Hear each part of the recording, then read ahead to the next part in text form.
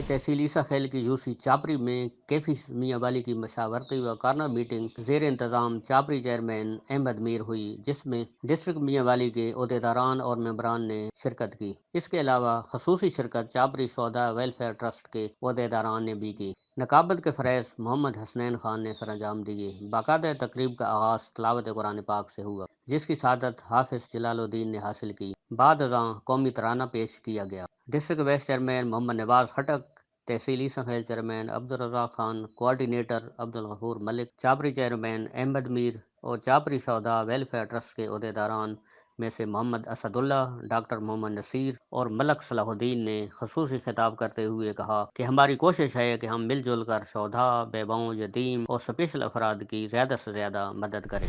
کیفی میاں والی کے مسائل کو اعلیٰ حکام تک پہنچا کر اپنی مدد آپ پر جتنی بھی ہم سے خدمت ہو سکے ہم کریں، تاکہ ہماری محرومیاں ختم ہوں۔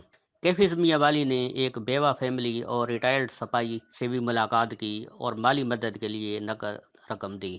آخر میں کیفی میاں والی اور ملک پاکستان کی ترقی اور خوشحالی کے لیے دعا کی گئی۔ عبدالرزاق خان، میڈیا رپورٹر، پاک ایشیا نیوز، عیسیٰ خیل۔